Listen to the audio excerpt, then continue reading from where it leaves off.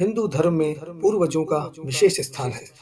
जब हमारे सगे संबंधी संसार छोड़कर चले जाते हैं, तो उनकी आत्मा की शांति के लिए हम एक विशेष अनुष्ठान करते हैं, जिसे पितृपक्ष कहा जाता है। यह वो समय है जब हमारे पितर धरती पर आते हैं और हमें आशीर्वाद देते हैं।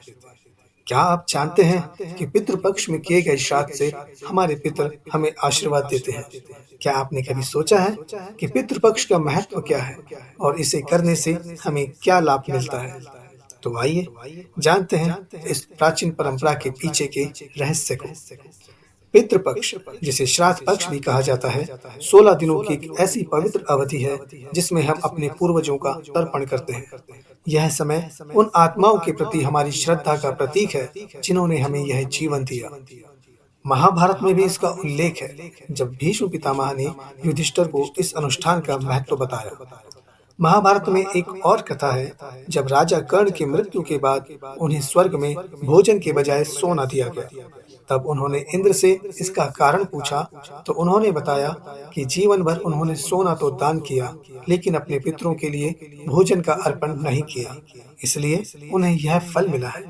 तब राजा कर्ण ने श्राद्ध का महत्व समझा। क्या आप भी अपने पितरों का श्राद्ध करते हैं? इस वीडियो में हम आपको बताएंगे कि पितृपक्ष के दौरान किन किन अनुष्ठानों को करना शुभ माना जाता है और कौन सी चीजों से बचना चाहिए। इस वीडियो में हम पितृपक्ष का महत्व, इसका वैज्ञानिक और धार्मिक आधार और इस दौरान किए जाने वाले विशेष कर्मकांडों की पूरी जानकारी देंगे। साथ ही जानेंगे कि इस दौरान क्या करना चाहिए और क्या नहीं करना चाहिए, और अंत में हम आपको बताएंगे कि कैसे पितृदोष का निवारण किया जा सकता है।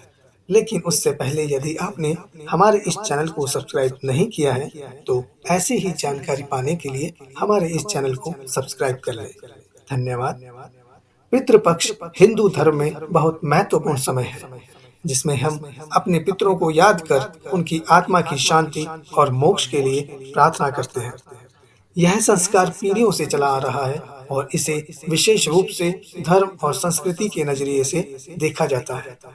इस समय में किए गए श्राद्ध और तर्पण कर्मकांड न केवल आत्मा की मुक्ति का मार्ग खोलते हैं, बल्कि परिवार के कल्याण के लिए भी अत्यधिक महत्वपूर्ण माने जाते हैं। हिंदू धर्म में यह मान्यता है कि मृत्यु के बाद आत्मा पितृलोक में चली जाती है, जहां वह पुनर्जन्म के चक्र से मुक्त नहीं हो पाती, जब तक कि उसे मोक्ष प्राप्त ना हो जाए। पितृपक्ष में अपने पितरों का तर्पण और श्राद्ध करने से उनकी आत्मा को शांति और संतोष मिलता है, जिससे उन्हें मोक्ष की प्राप्ति होती है। पुराणों में भी इस बात का उल्लेख मिलता है कि पितृपक्ष में श्राद्ध करना हमारे जीवन में समृद्धि और शांति है। गरुड़ पुराण और विष्णु पुराण जैसे ग्रंथों में भी पितरों के लिए किए गए कर्मकांड का महत्व बताया गया है। पितृदोष का उल्लेख ज्योतिष शास्त्र में भी मिलता है। यह माना जाता है कि अगर किसी व्यक्ति के पूर्वजों का तर्पण सही तरीके से नहीं किया गया या उन्हें तृप्ति नहीं मिली, तो इससे पितृदोष होता है, जो व्यक्ति के जीवन में बाधाएं और समस्याएं उत्पन्न कर सकता है। पितृदोष को समाप्त करने के लिए पितृपक्ष में तर्पण और श्राद्ध करना अत्यंत आवश्यक होता है। इस समय किए गए कर्मकांड से पितरों को संतोष मिलता है और पितृ दोष का निवारण होता है।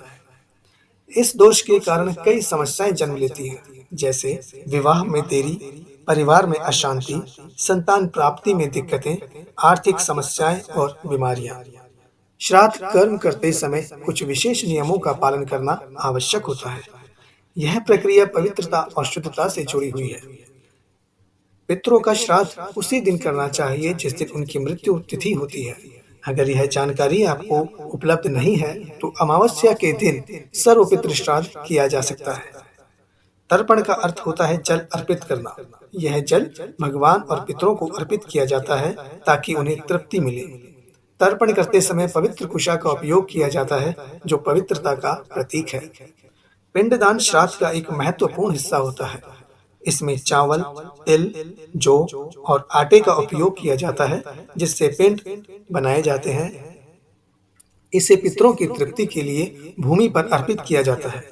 यह कर्मकांड विशेष रूप से गया, हरिद्वार या किसी पवित्र स्थान पर करना अत्यंत फलदायी माना जाता है।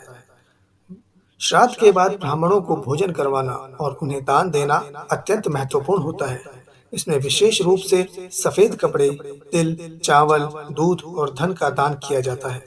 इससे पितरों की कृपा प्राप्त होती है।